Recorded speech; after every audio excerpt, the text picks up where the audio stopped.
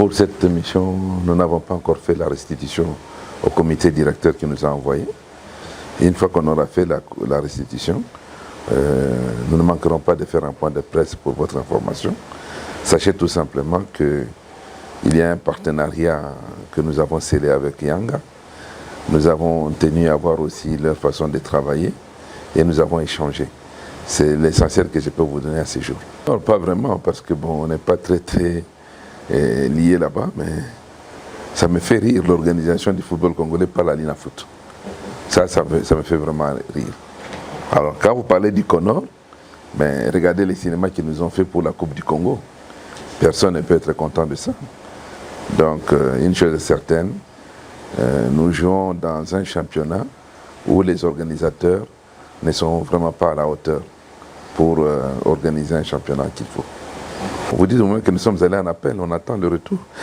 Si on estime que l'appel n'est pas traité, bon, on a encore plusieurs canaux.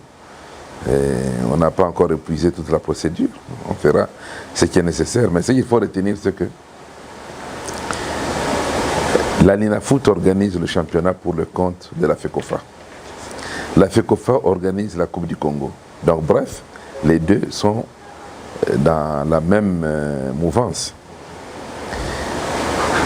Vous vous rendez compte que la Linafoot nous met le 14 contre l'équipe de Don Bosco, le 18 contre l'équipe de Dauphin, le 22 contre Lupopo, le 26 contre Manya-Maignan, le 29 contre l'équipe de Aigle du Congo. Mais avec un calendrier aussi serré que celui-là, où toutes les 72 heures nous jouons un match, mais on vient nous intercaler un match de la Coupe du Congo, d'abord le 15, parce qu'on devait jouer le 14, on nous met le 15. Quand ils se rendent compte qu'on a joué le 14, on dit non, on va jouer le 16. Donc, on nous met un match le 16. Donc, le 14, vous jouez à Lubumbashi. Le 15, vous allez à Kinshasa. Le 16, vous jouez à Kinshasa. Le 17, vous rentrez à Lubumbashi. Et le 18, vous jouez. Dans un championnat où le mot de passe aujourd'hui, c'est flux aérien. Ah, là, ça ne concerne pas Mazembe. Et en plus, on parle d'RGS. Peut-on me donner, là où les règlements autorisent, qu'une équipe peut jouer toutes les 48 heures? Ça n'existait pas, de un. De deux, il n'y a pas que nous. L'équipe de V Club, qui doit jouer aussi la Coupe du Congo, on l'a préservée. On a attendu que V Club joue son dernier match, le théâtre qui s'est passé hier à Kinshasa avec Manya-Maignan.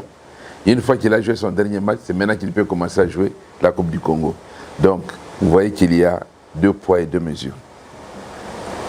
Bon, et puis, on nous condamne à payer les amendes, à nous disqualifier, en évoquant un article qui n'a rien à voir avec les faits évoqués par les amis du Conor. Donc, bref, avec tout ça, on s'est dit, bon, on leur écrit pour qu'ils puissent se ressaisir, et je crois qu'ils vont se ressaisir. Ce qui est normal, parce que, d'après nos informations, il y a eu dérogation. Donc, on va aller jusqu'au-delà du 31 mai, donc nous pouvons jouer. Parce qu'on a des garanties que tout va se passer normalement. Les amis de Lupopo sont vraiment décidés à ce que les choses se passent normalement. Et je crois que le signal a été donné au match aller à la Kenya, où tout s'est passé normalement. On a joué dans un esprit de fair play. Ça, c'est d'un. Et des deux, le problème, c'est que notre stade est en pleine reconstruction. On est en train d'ajouter les différents éléments que la CAF nous a exigés pour être prêt avec la Super League. On a fini avec le banc de touche, on a fini avec le banc, avec Dossard, pour nos tribunes latérales. Et à partir de... D'ailleurs, aujourd'hui, il y a des conteneurs qui sont arrivés au stade pour déposer les nouveaux sièges de nos vestiaires. Parce qu'on a fini avec notre petite salle conférence de presse, et maintenant on va changer les sièges dans les vestiaires.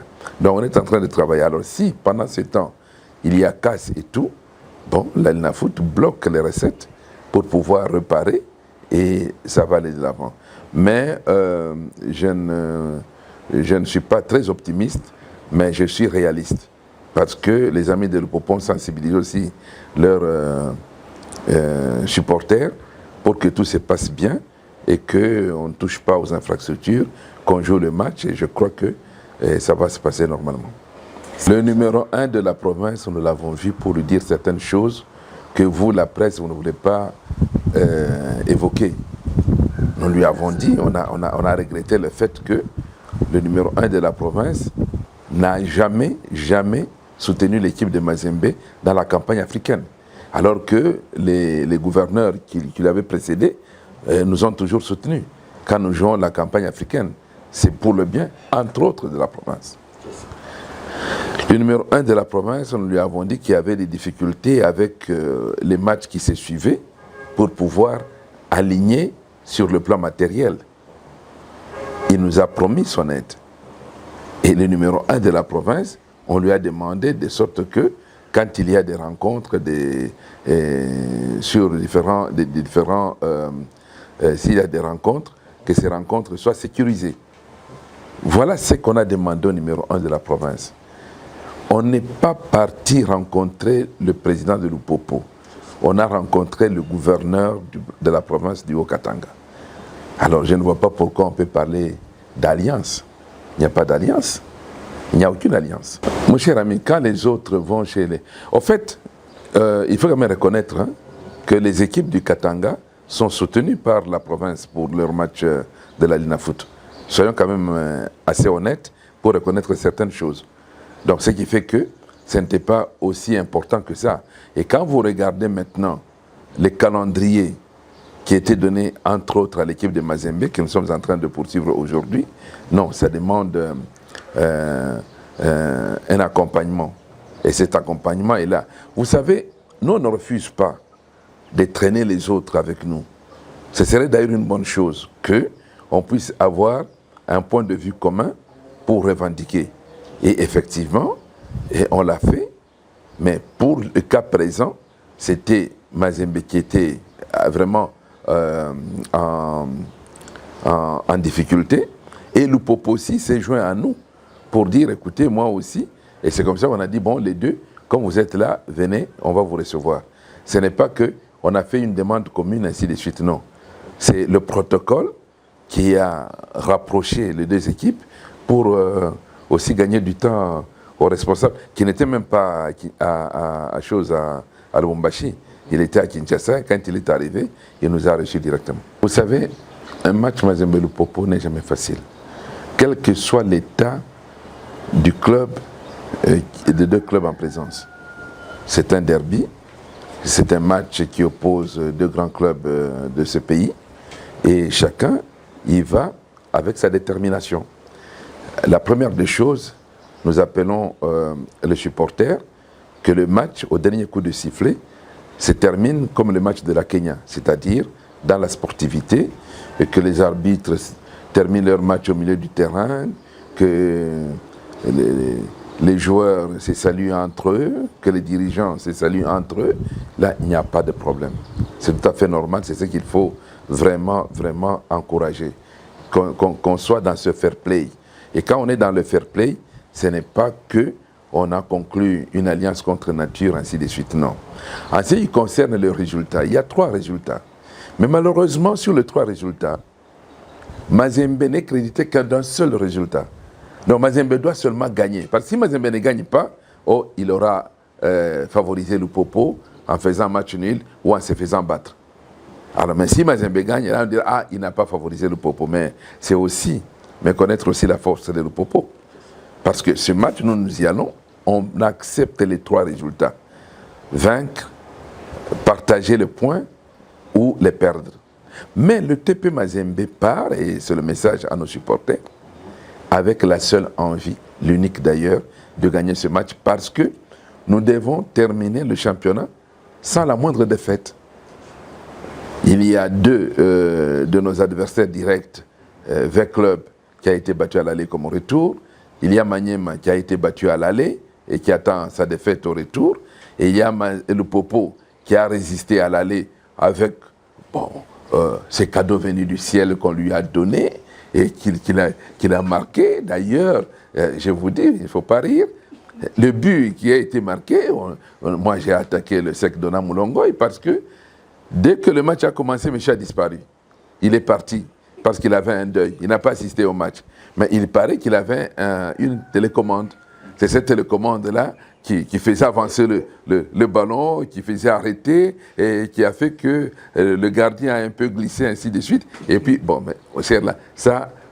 cela, c'était à la phase aller et personne n'a compris ce qui s'est passé, mais c'est déjà passé. Maintenant, pour la phase retour, je vous assure, on est sérieux. Ça, c'est de un. Et de deux, c'est chez nous, dans notre propre stade. On ne va quand même pas appeler le Popo pour venir s'amuser sur notre stade. Non, on va jouer, on va gagner, et après, on sera toujours amis.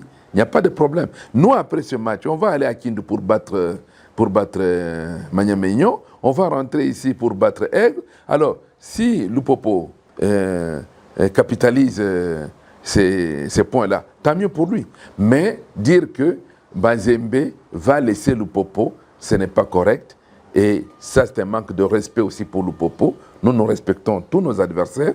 Nous devons savoir que les équipes en présence se sont préparées en conséquence et qu'on doit jouer pour que le meilleur gagne. Et le meilleur mercredi, pour nous, c'est le TP Mazembe.